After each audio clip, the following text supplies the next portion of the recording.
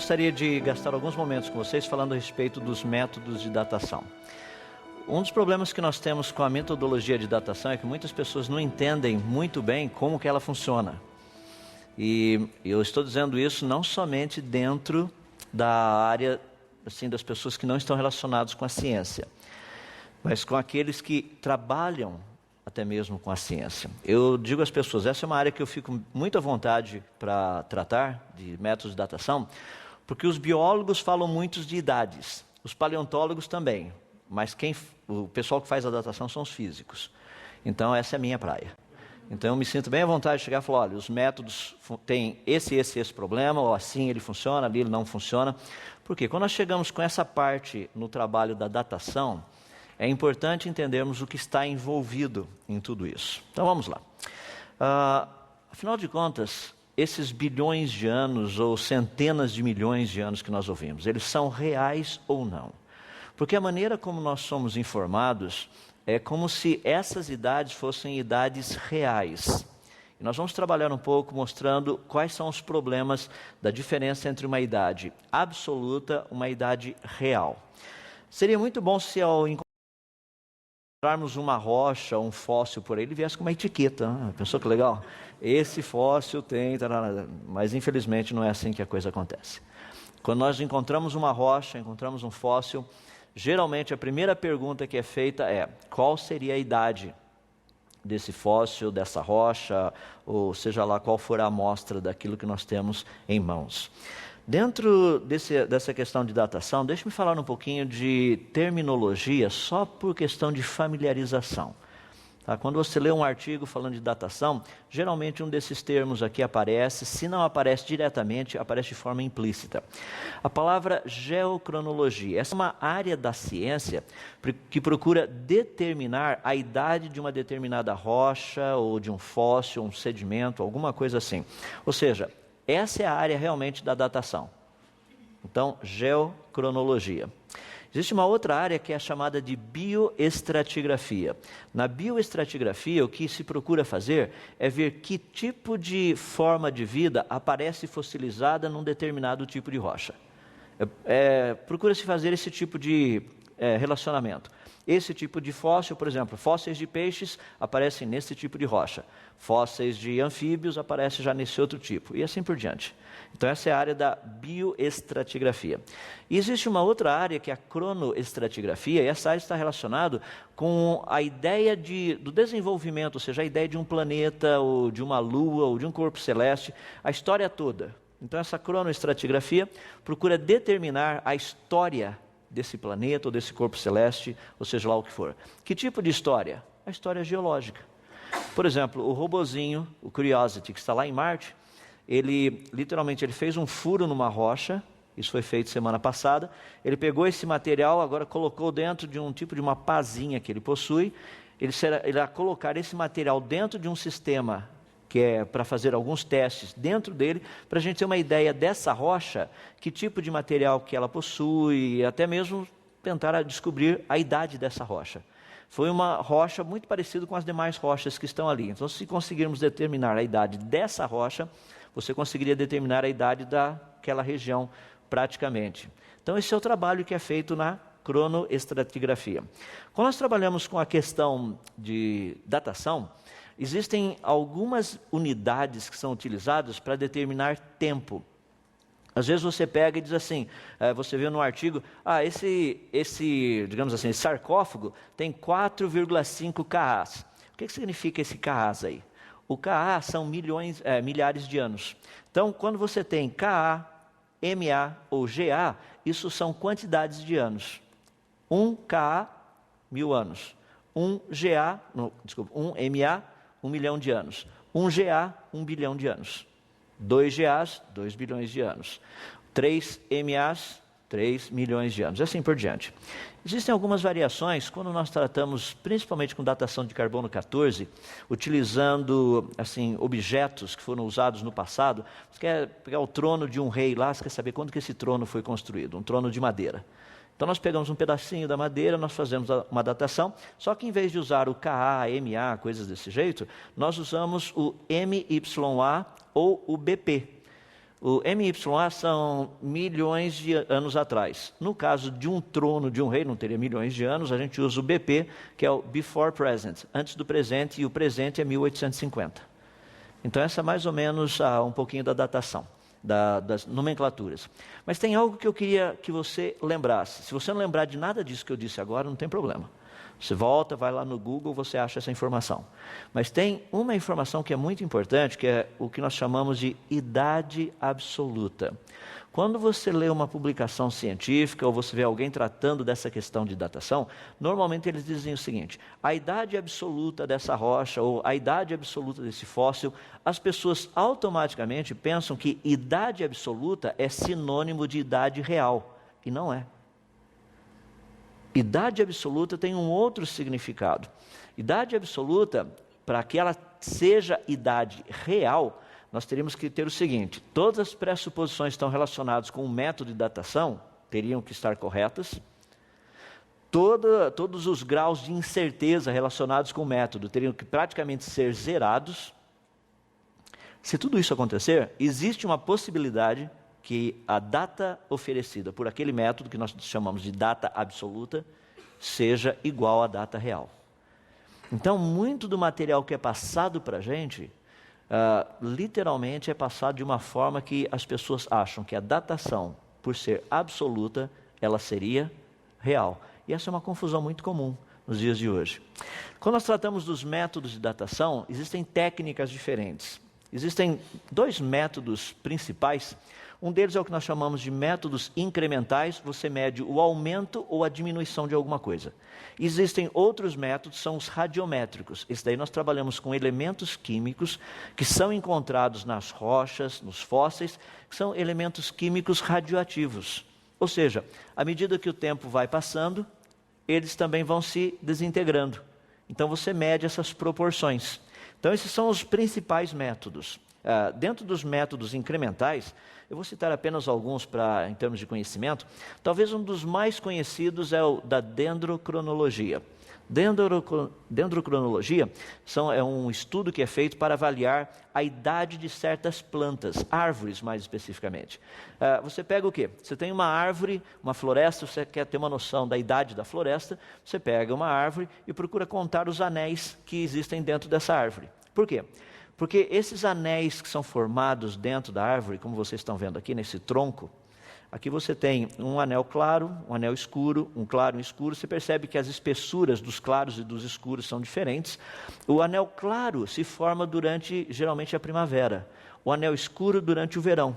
Então, por exemplo, uma primavera que chova muito, faça muito sol, a temperatura boa, a árvore cresce bastante, então o anel fica largo. No verão, geralmente chove menos, faz mais calor, a árvore cresce menos, o anel fica mais fininho. Então você mede a quantidade de anéis claros e escuros, cada dois deles praticamente equivale a um ciclo, que seria equivalente a um ano. Você mede quantos tem e você tem uma noção qual a idade daquela árvore. Não somente isso, é possível você medir nesses anéis se choveu muito, se choveu pouco, se fez muito sol, se fez pouco sol. Isso aí funciona como um tipo de um diário da árvore. Ela anota certinho o que aconteceu de ano para ano, então você tem uma boa noção. Até quando pega fogo na floresta, fica marcado lá também. Você dá uma olhadinha e fala, olha, nesse ano aqui pegou fogo. Então é muito legal ver essa metodologia. O problema é que ela nos dá a idade de mais ou menos 3.000 anos, estourando. Porque nós não temos árvores mais velhas do que isso. Esse é o limite. Tem uma tecnologia boa para sabermos certas coisas específicas, desde que a árvore esteja lá. Nós podemos saber também, no caso de uma árvore morta, às vezes você encontra um fóssil de uma árvore, você tem uma noção de qual seria a idade daquela árvore quando ocorreu o processo de fossilização, foi no caso da morte daquela árvore. Então tem muita coisa que a gente consegue obter através da dendrocronologia. Tem um outro também, que é chamado datação por Varvitos. E geralmente, essa datação é feita referindo-se a lâminas muito fininhas, que são formadas, lâminas de rocha muito fininhas. Às vezes, você pega um negocinho assim de 5 milímetros, você tem 12, às vezes 15 camadas de lâminas fininhas de rocha, são fininhas mesmo. Se você tiver curiosidade de conhecer um pouquinho mais de Varvitos, você pode ir até Itu, lá na cidade de Itu tem o Parque dos Varvitos. Então você vai perceber essas lâminas fininhas de rocha, tem um corte feito assim lateral, você percebe que essas lâminas assim por centenas de metros ali, é espetacular a coisa. O varvito, praticamente, acredita-se que ele tenha sido resultante de lagos glaciais. Então nós temos, por exemplo, certas geleiras no hemisfério norte. Quando o verão se aproxima, esse gelo derrete. Esse gelo derretido, ele leva um pouco de sedimentos com ele, pouca coisa.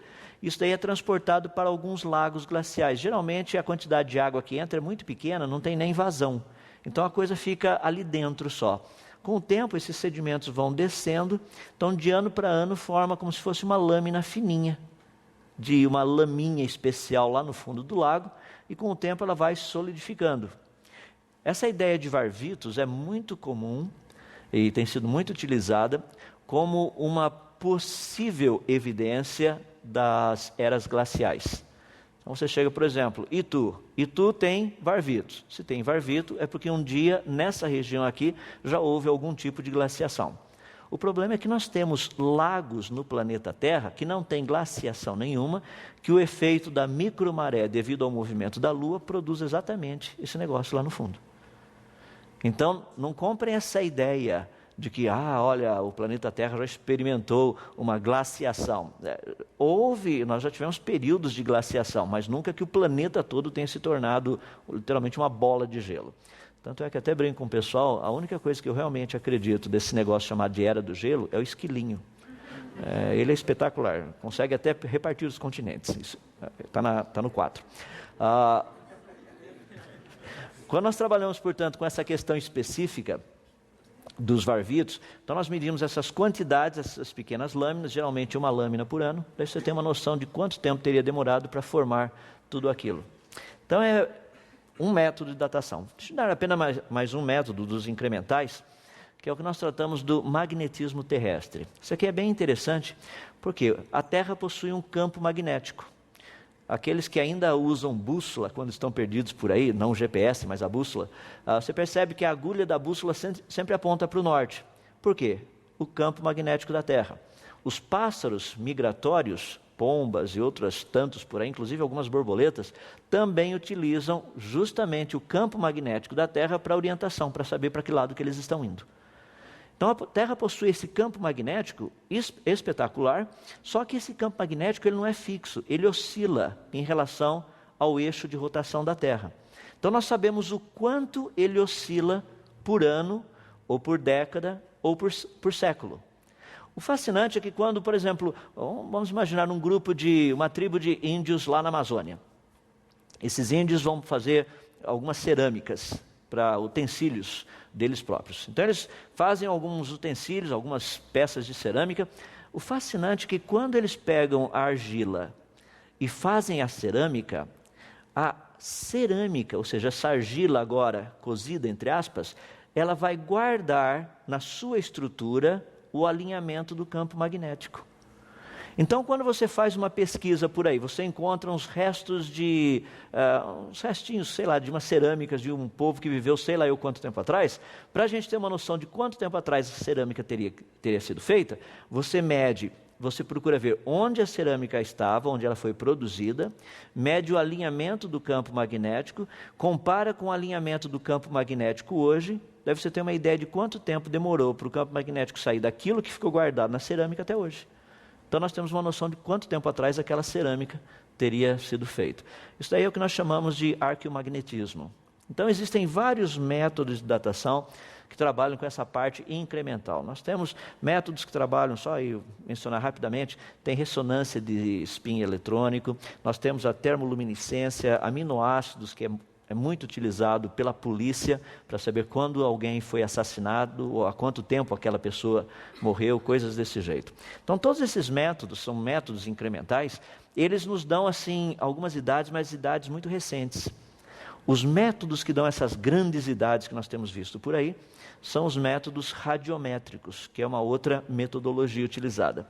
Essas ideias de utilizar os elementos químicos radioativos como um método de datação ou uma forma de datação, vem desde lá do finalzinho do século XIX, comecinho do século XX. E existem três pressuposições muito importantes para que essa datação ocorra. A primeira é a taxa de decaimento, ou seja, a taxa de desintegração do elemento químico. Teria que ser constante. A segunda seriam as abundâncias do que nós chamamos de isótopos, dos elementos químicos que nós estamos procurando na rocha. Ou seja, precisa ter certeza que o que está ali é o original, não foi alterado, não foi colocado mais, não foi retirado, ou seja, foi um processo normal, sem acrescentar e sem remoção por meios diretos ou indiretos. E o terceiro, que a rocha, quando foi formada, ela possuía uma quantidade de elementos químicos que nós temos condição de detectar, a fim de saber quanto tempo teria se passado. Então, essas são 3 pressuposições básicas. Só para ter uma ideia como funciona, como cada uma delas funciona, deixa eu pegar a ideia da meia-vida. A meia-vida é algo bem interessante, está relacionado com elementos químicos radioativos. Imagina que eu pegasse assim num container e colocasse 800 gramas de carbono 14. Bom, carbono 14 é um carbono radioativo. À medida que o tempo vai passando, ele se desintegra.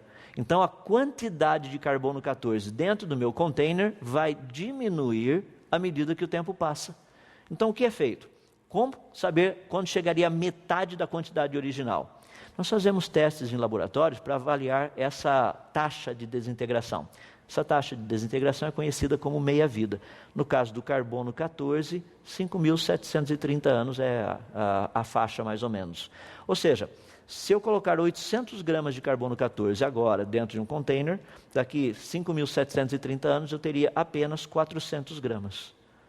Passados mais 5.730 anos, eu teria só 200 gramas. Passados mais 5.730 anos, eu teria só 100 gramas de carbono. Então, essa é a ideia principal. Pergunta: essa taxa de decaimento, ela é constante ou não?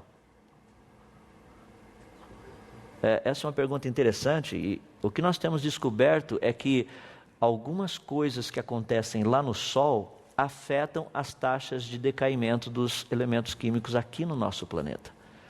Essa é uma série de publicações científicas de 2009 e 2010 tratando justamente desse problema. Deixe-me tentar ilustrar de uma forma bem simples para você entender o que nós estamos tratando. Vou usar esse copinho d'água como um exemplo. Imagina que no início o copinho d'água estivesse totalmente cheio. Nós vamos fazer um furinho aqui do lado, essa água vai vazar. Vamos deixar a água vazando, só que eu vou medir o quanto de água está vazando, ou por segundo ou por minuto. Depois de um certo tempo, nós vamos fechar o furinho, nós vamos medir quanto de água ainda sobrou aqui dentro. Então eu consigo medir quanto de água tem aqui dentro? Sim, consigo. Se eu souber quanto de água tinha no começo, eu tenho uma noção de quanto tempo teria demorado para toda essa quantidade de água aqui sair. Esse é o cálculo que a gente faz. Como que você faria isso? Você pega a quantidade inicial de água, subtrai pela quantidade final. Então você sabe o quanto de água saiu. Você sabe o quanto estava saindo por segundo, é só dividir isso do quanto saiu pelo quanto estava saindo por segundo, você sabe quantos segundos demorou para vazar tudo isso aqui.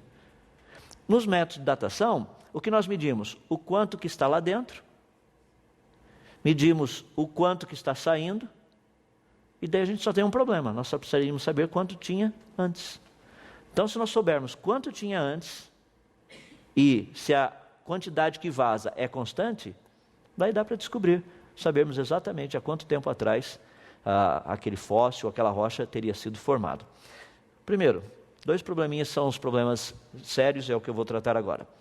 Primeiro é a taxa de decaimento, ou seja, o vazamento aqui. É constante? Pelo que a gente tem estudado, parece que não. Mas se não é constante, daí não tem jeito de saber como é que a coisa funcionou. Ele precisaria ser constante para eu ter uma datação precisa. Se não for constante, o que eu posso fazer é ter fazer uma estimativa. Daí tem o segundo, que é o pior de todos eles. Pergunta: quanto tinha no começo? Essa tem uma resposta científica. A resposta é só Deus sabe. A resposta aqui, quanto tinha no início. As pessoas falam: não, mas existem métodos para nós encontrarmos isso. Tem. Nós temos alguns métodos de datação. O equipamento que é utilizado para medir o quanto tem do objeto, do elemento químico, são os espectrômetros de aceleração de massa.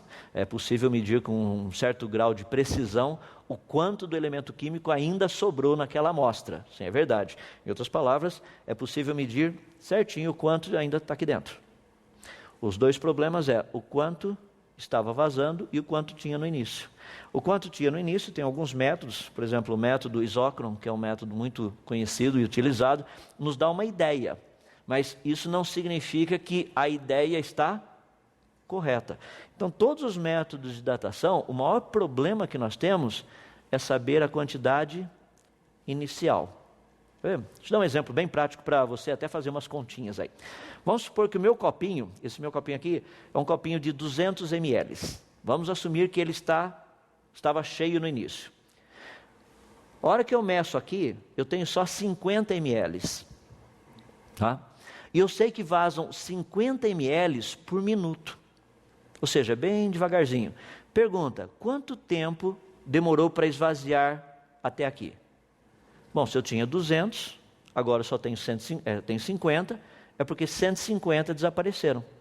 Como desaparece, ou seja, a vazão é de 50 ml por minuto, 3 minutos seria o tempo para tudo isso aqui ter esvaziado.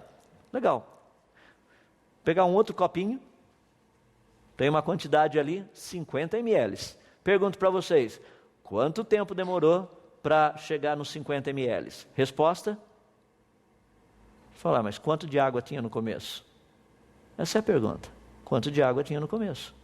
Eu preciso saber.